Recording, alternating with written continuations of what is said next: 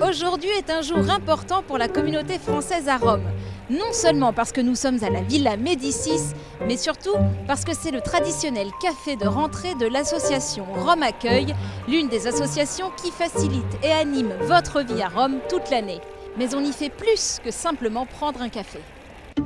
Avant de foncer sur l'alléchant buffet de viennoiserie, première chose à savoir sur Rome Accueil, l'association fait partie d'un réseau de 200 accueils partout dans le monde qu'on appelle la FIAF. Fédération internationale des accueils français à l'étranger. Donc souvent, nos membres, s'ils voyagent à l'étranger, connaissent bien l'association déjà quand ils arrivent, puisqu'ils ont fait partie d'un accueil dans un autre pays. Donc c'est une référence en fait. Moi je fais partie d'Abidjan Accueil, d'Alger Accueil en fonction des endroits où je vivais, oui. Donc en arrivant à Rome, ça a été une des premières choses que j'ai faites. Concrètement, comment ça marche? Le principe de base de Rome Accueil, c'est café et déjeuner de quartier qui permettent aux nouveaux d'avoir un appui là où ils habitent, de façon à ce qu'ils ne soient pas perdus quand ils arrivent à Rome. organisé chez des hôtesses bénévoles. J'aimerais bien qu'on les applaudisse, parce que vraiment, c'est le cœur de Rome Accueil.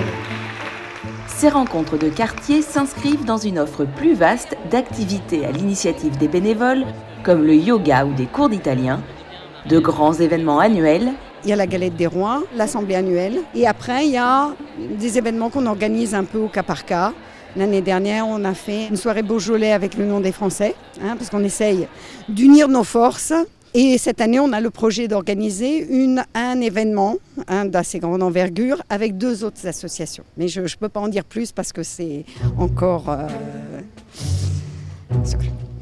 Ce qui n'est pas secret, en revanche, ce sont les visites culturelles très appréciées des adhérents avec guide en français. À venir, par exemple, un parcours dans le centre historique de Rome sur les traces de Bernini et Borromini, ou encore la visite de la Villa Farnesina. Vous avez toutes les informations sur le site et vous pouvez vous inscrire à la visite. Mais Rome Accueil propose aussi des services grâce à des sponsors, du déménagement à la gestion financière en passant par l'édition, et à ses partenaires qu'une foule compacte de curieux se pressait de découvrir en un tour de loggia. Visite guidée par Marion. Il y a là-bas dans le fond Marie-Astrid qui s'occupe de maman à Rome, parce que très souvent les nouveaux membres, ce sont des jeunes femmes qui arrivent avec des enfants. Et donc on propose des cafés dans la semaine à mon domicile où je reçois les mamans accompagnées généralement de leurs petits-enfants non scolarisés.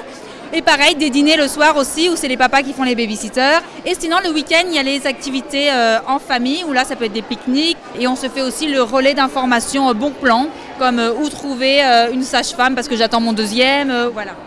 Il y a le théâtre avec Hélène Sandoval, qui est extraordinaire.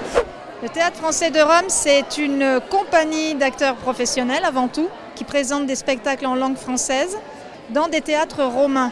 On aime bien collaborer avec les Romains.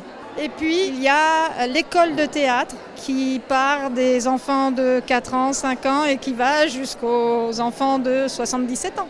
Et le but, justement, c'est d'amener la culture française et tous nos beaux auteurs français jusqu'aux plus jeunes. Et la dernière chose fondamentale qui est ma passion à Rome Accueil, c'est l'Institut Saint-Louis des Français.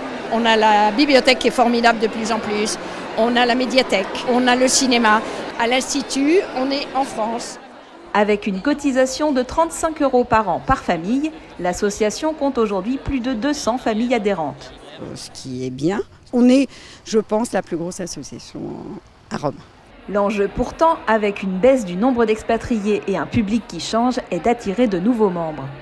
Je suis arrivée cet été, j'ai suivi mon mari qui a été muté à Rome.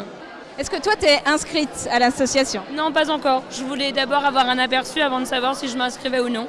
Je découvre, je prends des infos, je discute avec des gens et je ne sais pas encore si je vais m'inscrire.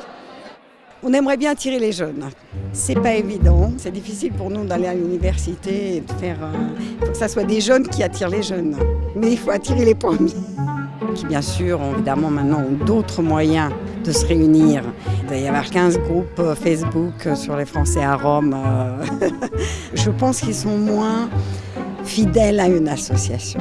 Pourtant, la force de cette structure, qui fête cette année ses 35 ans, c'est d'offrir un lien privilégié avec les institutions. L'inscription au consulat, elle est utile. C'est votre administration, c'est votre mairie. Consul de France à Rome, directeur des écoles françaises Institut Saint-Dominique et lycée Chateaubriand, représentantes de l'Institut français, de la Villa Médicis, voilà des interlocuteurs que l'on ne croise pas tous les jours sur Facebook.